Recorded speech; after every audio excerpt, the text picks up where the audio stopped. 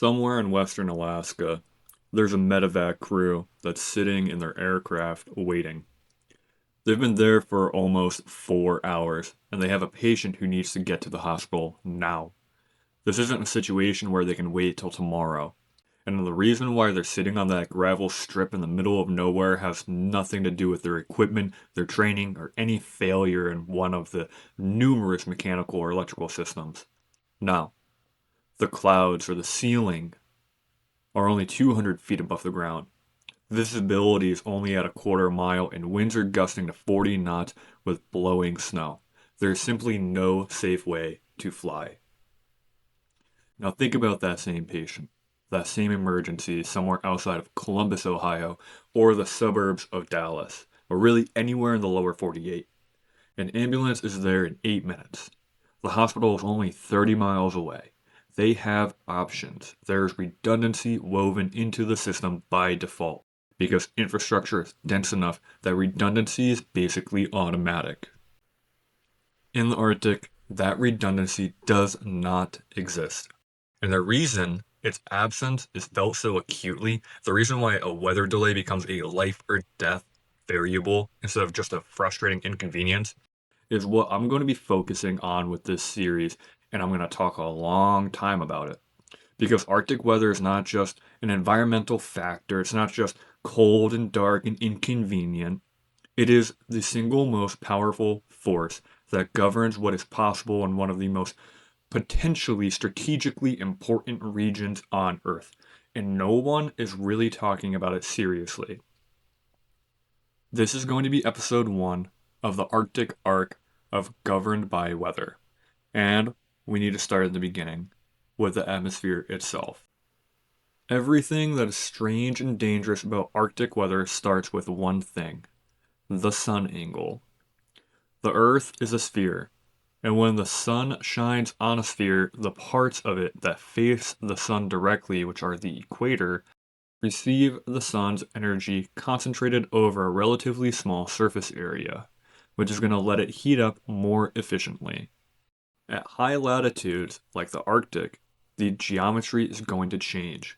The sun is lower on the horizon, sometimes barely above the horizon, and that same unit of energy that the sun is giving is now spread across a much larger patch of the ground because it's hitting a more steep angle instead of being head on. The energy per square meter drops dramatically. You're diluting all of the solar input, and in the Arctic winter, you're not just dealing with a low angle sun. In some places, you're dealing with no sun at all, which is just a polar night. The sun does not rise above the horizon for weeks or months, depending on how far north you are. Point Barrow in Alaska is at 71 degrees north, and they go without direct sunlight for roughly 65 days in any given winter. Now, why does this matter for the atmosphere? And it's because the sunlight heating the ground is the engine for atmospheric mixing. Here's the basic idea. The sun heats up the surface, and then the warm surface heats the air immediately above it. Warm air is less dense than cold air, so it will rise. And as it rises, it mixes with colder air up high in the atmosphere. This constant churning or constant mixing is called convective mixing, and it's what keeps the lower atmosphere very, very active and dynamic. It's also what breaks up fog or clouds and keeps air masses from stagnating. So if we remove the solar input, that engine stops. In the polar or Arctic winter, the surface radiates heat away into the space faster than it receives it from the sun. The surface becomes a lot colder than the air above it, and when the surface is colder than the air above it, we're going to call that a stable atmosphere. And when that happens, denser and colder air is going to be right at the surface, while lighter and warmer air sits above it. When that happens, there is no convective mixing. The atmosphere near the surface becomes what meteorologists call stably stratified.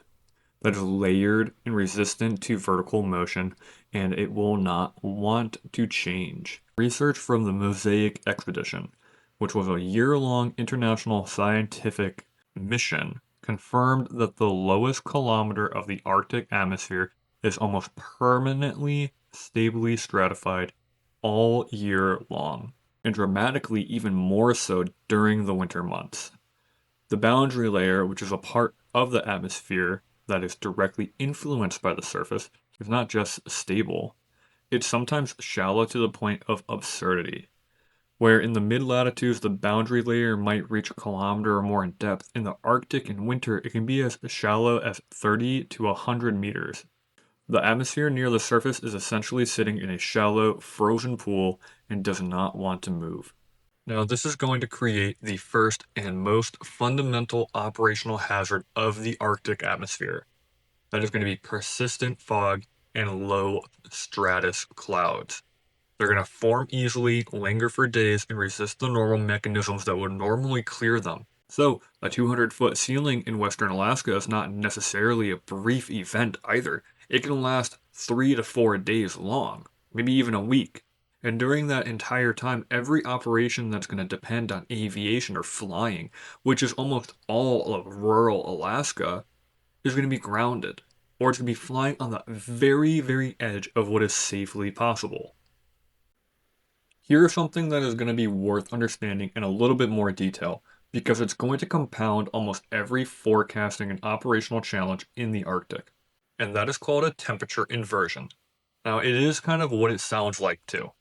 Under normal atmospheric conditions, which are the conditions that your intuition about weather is built on, especially if you live in the mid-latitudes, we're going to see temperature go down as you go up higher in the air. This is going to be called the standard lapse rate, and the entire behavior of the normal atmosphere is built around this idea. Warm air is near the surface, cold air is above it, which means that we have instability under the right conditions, which means we're expecting convection and mixing. In a temperature inversion, this profile is flipped in a layer. Instead of getting colder as you go up, the atmosphere actually increases in temperature as you go up, sometimes very significantly. So we're expecting colder air at the surface, warmer a couple hundred feet up in the air, and then cold again once you get up further into the troposphere. The layer where the temperature increases with altitude is called that inversion layer. And the key property of an inversion layer is that it is extremely stable. Air below the inversion cannot rise through it. It's almost like a cap or a lid in that part of the atmosphere. And the Arctic in the winter is possibly the most temperature inversion prone environment on the entire Earth. The strong radiative cooling at the surface, which is the surface losing that heat into air during the long polar night, creates these surface-based inversions that can be really, really intense and persistent. The Mosaic expedition's data showed that temperature differences of 15 degrees Kelvin across just a few hundred meters of altitude. Now, 15 degrees of temperature change in the lowest few hundred meters of atmosphere is very, very strong. It's a extraordinary temperature gradient, and it has a very direct consequence for anyone operating in that environment. Now, let me walk through some of the consequences specifically. First, we have icing levels for aircraft. The altitude at which you're likely to encounter supercooled liquid, which is going to be the water that freezes instantly on contact with an aircraft's wing or fuselage, is going to be directly tied to where the temperature passes through that freezing point. In an inversion, the temperature through the lower atmosphere is very complex and not standard, which makes it difficult to predict where icing will be at its most severe. A pilot who picks up light icing at one altitude and then flies above it to get away might fly directly into the worst icing layer if the inversion structure wasn't properly forecast or understood. Now, secondly, we have wind profiles. The inversion layer made to decouple the wind at the surface from the wind above it. So you can have calm winds at the surface and then very, very strong winds just a couple hundred feet higher, or the other way around. This makes crosswind calculations for approaches or takeoffs very unreliable if we're only looking at observations from the surface. And in remote Alaska, observations at the surface are often all we have. Third, we have the precipitation type. Whether precipitation reaches the surface as snow, or freezing rain, or sleet, or just rain on its own really depends on the temperature profile throughout the entire air column that's going to be from the ground all the way up to the cloud. And in an inversion environment, that profile is going to be a lot more complex and poorly represented in a lot of our graphical forecast models. The difference between snow and freezing rain is going to be an enormous operational difference for anyone trying to move on the ground or land an aircraft. And in the Arctic, that difference can be very difficult to predict with confidence. So, inversions in the Arctic are not just occasional events, they are a dominant condition for much of the winter. And every forecaster who works in this environment is going to carry that inversion problem with every forecast that they write. Now, moving on, most people think that sea ice is a navigational obstacle. It's just a thing that ships have to go around or they have to break through. That's why we have icebreakers. And that's all they think of. But I think that sea ice is something that is underappreciated as a driver of the weather system itself in the Arctic. And understanding it is key to understanding why the Arctic atmosphere behaves the way that it does. When sea ice covers the surface of the ocean, it acts as an insulating barrier between the relatively warm ocean water below it and the extremely cold atmosphere above it. The ocean, even in the Arctic, contains an enormous amount of stored heat, but when the ice is present, that heat cannot easily escape upward into the atmosphere. The ice is suppressing what meteorologists call the surface heat flux and the moisture flux, which is the exchange of heat and water vapor between the ocean and the air. Conditions above ice covered water are going to be colder, drier, and a lot more stable, and the ice is going to keep a lid on all of the energy. Now, if you remove that lid, you take a stretch of the Arctic Ocean that is normally ice covered and expose it to the air that is 30 degrees below zero, what happens is going to be very dramatic because that relatively warm ocean, which might only be a few degrees below freezing itself, but is still around 50 to 60 degrees warmer than the air above it, that warm water is going to start transferring enormous quantities of heat and moisture into the atmosphere at rates that can reach hundreds of watts per square meter in energy. Now, the ocean is essentially going to be steaming the air above it. And you can see this on satellite imagery with these long parallel streaks of clouds, which we call cloud streets. It's a very funny name, forming and stretching downwind for hundreds of kilometers from breaks in the ice. The Alfred Wegener's Institute of Polar Meteorology Research has documented how these cold air outbreaks near ice edges, where cold polar air sweeps over open water, can generate sensible heat fluxes that can reach several hundred watts per square meter over very large regions. That is an enormous energy input into the lower atmosphere. And this energy fuels rapid cloud formation, along with intense localized snowfall events. And in the right conditions, it can create something called a polar low, which is what we need to talk about. Now, a polar low is a small, intense maritime cyclone that develops in cold air over open Arctic water. They were not well understood or even consistently identified until the satellite era of the 1960s and 70s, because before satellites, the oceans where they form were just observation deserts. There was no information.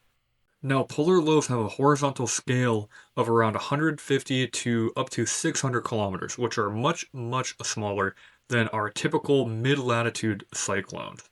But they're still carrying near gale to storm force winds at their center, and in some cases, they form visible eyes that are reminiscent of tropical hurricanes. The research literature has literally used the phrase Arctic hurricanes in the past to describe the most intense versions of polar lows, including a landmark 1989 paper by MIT's Harry Emanuel and Richard Rotuno that framed polar low dynamics in terms that were analogous to tropical cyclone theory. Now, these polar lows develop in a matter of hours. often in areas with very little weather observations as mentioned previously, and they move fast. Along with that, they can produce near zero visibility with heavy snow and gusts starting to hit those hurricane forces at the center. And they dissipate very quickly when they make landfall, sometimes within hours, which means that their window of danger is very short but very intense. And for fishing vessels in the Bering Sea or a cargo ship in the Norwegian Sea, a polar low that wasn't in the forecast 12 hours ago is one of the most dangerous things that can happen. The first indication that conditions are deteriorating may be just seeing the waves and feeling the winds themselves, not a forecast warning that arrived with enough lead time to actually matter. Now, the ice edge, that dynamic, constantly shifting boundary between open water and the pack ice, is the most energetically active and least predicted zone in the Arctic weather system. And understanding where that edge is and where it is going is a prerequisite for understanding what the weather is in any given region in the Arctic. And that's going to bring us to our next question. How well do we actually know any of this in real time? And let me tell you where this arc is going. Because I think that if you understand the map before we walk it, everything that follows is going to hit a little bit harder and you'll understand it a little easier. In the next episode, I'm going to be going over what it actually means to try and forecast weather in an environment with very limited data. The Arctic is, from a meteorological data standpoint, one of the most information sparse regions on the planet. So, what does that mean? Practically, it's that forecasters in places like the NWS offices in Anchorage and Fairbanks are often working with levels of uncertainty that would be considered unacceptable in any mid latitude forecast context. And people are making life and death decisions based off of those forecasts. After that, we're going to be spending full episodes on aviation, maritime operations, ground operations, emergency response, regular life, and then more into the logistical and strategic or military side of things. And because every one of these topics deserves more than just a single bullet point. And when we finish up with the Arctic arc, the series isn't going to stop. We're going to be covering all the major climate zones on Earth, and we're going to try and give them all the same treatment. We're just starting here with the Arctic because it is the most extreme version of the problem, but the framework is going to be carrying all the way down to the equator. But that's going to be later on, and right now, these episodes are focusing on the cold. And remember, there's still a medevac crew that's still sitting on that gravel airstrip, waiting for a ceiling that hasn't lifted in 3 days. And next time, we're going to talk about why forecasting when that ceiling will lift is one of the hardest problems in operational meteorology. My name is Dylan. This is All Fronts Weather, and I'll see you in the next episode.